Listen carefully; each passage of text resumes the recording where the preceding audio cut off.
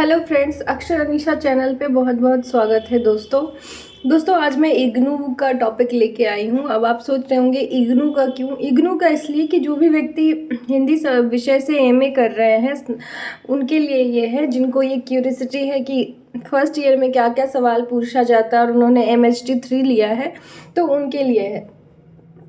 क्योंकि दोस्तों मैंने खुद ये एग्ज़ाम दिया है, तो मैं आज आपको क्वेश्चन दिखाती हूँ कि क्या क्या सवाल पूछे जाते हैं। अब सबसे पहला देखिए, MHT 3 MA हिंदी MHD, इतना तो खैर बताने की ज़रूरत नहीं है। उपन्यास एवं कहानी से सवाल है। इग्नू में एक किताब ही थी उपन्यास और कहानी की MHT 3 में, उससे समय 3 घंटे मिलेंगे। अधिकतम 100 अंक के प्रश्न होंगे। अब नोट, निम्नलिखित में से किन्हीं 5 प्रश्नों के उत्तर दीजिए। सभी प्रश्नों के जो अंक हैं वो समान हैं, मतलब जितने भी सवाल दिए गए हैं वो उसमें से केवल 5 प्रश्न का आपको आंसर करना है। पहला सवाल, गोदान में अभिव्यक्त किसानों के सार्थक सामाजिक शोषण का विवेचन कीजिए। गोदान जो एक किताब थी फ्रेंड्स, उसमें जो किसानों ने अपने आर्थिक सामाजिक शोषण का विवेचन किया था, मतलब वर्णन किया था, अभिव्यक्त किया था खुद को, उसका विवेचना करने के लिए बोल रहा है, जो कि 20 नंबर का है।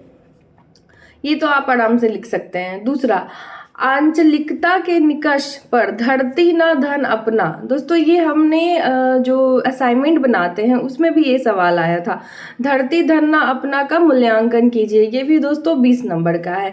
तीसरा सवाल, मैला आंचल में अभिव्यक्त राजनीतिक संदर्भों का सुधारण विश्लेषण कीजिए। मैला आंचल जो है वो उसमें जो अभिव्यक्त राजनीतिक संदर्भ था उसका आप विश्लेषण कीजिए पूरी तरीके से। ये भी दोस्तों 20 नंबर का सवाल है। चौथा क्वेश्चन, गंगी की चारित्रिक विशेषताओं का उल्लेख कीजिए। ये भी एकदम बुक से सवाल है दोस्तों।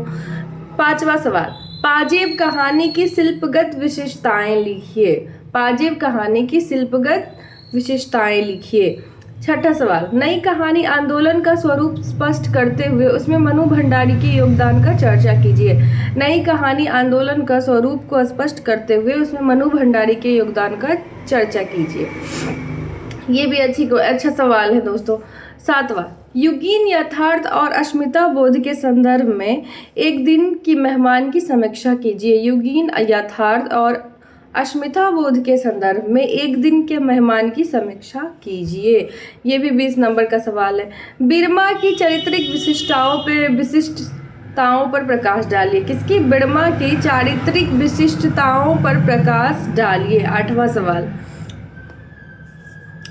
9वां सवाल, निम्नलिखित में से किन्हीं 2 पर टिप्पणी कीजिए। अब इसमें से 2 सवाल दिया गया है जिसपे आपको 2 पर, इसमें से बहुत सारी चीज़ दी गई है जिसपे आपको केवल 2 पर टिप्पणी करनी होगी, और हर एक जो क्वेश्चन है वो 10 नंबर का है, तो 2 पर आप करेंगे तो टोटल 20 नंबर का हुआ।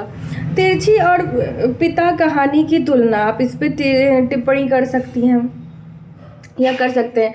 रोज कहानी का शिल्प, ये तो बहुत आसान है, इस पे आप टिप्पणी कर सकते हैं। वार्णभट्ट की आत्मकथा में नारी चेतना, इस पे भी आप टिप्पणी कर सकते हैं। ज्ञानों का चरित्र, इसमें भी टिप्पणी कर सकते हैं।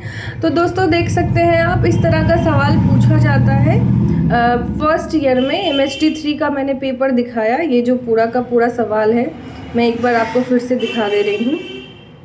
आप चाहे तो स्क्रीनशॉट ले सकते हैं।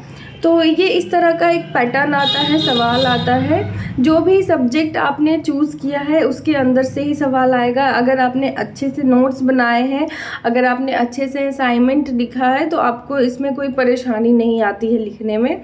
आप आराम से इसका आंसर कर पाते हो। राइटिंग पे बहुत अच्छे से ध्यान देना होता है दोस्तों, उसी से नंबर आते हैं इस एग्ज़ाम में। ये जो सब्जेक्ट है उसमें मुझे, अगर मेरी बात की जाए तो मुझे 84 मार्क्स दिए गए थे। तो उसमें राइटिंग का भी बहुत रोल था और बुक पढ़ने का भी बहुत रोल था फ्रेंड्स।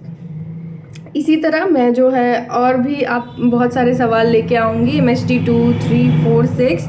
तो आगे नेक्स्ट वीडियो में मैं MHT 2 या 4 लेके आऊँगी दोस्तों। Thank you.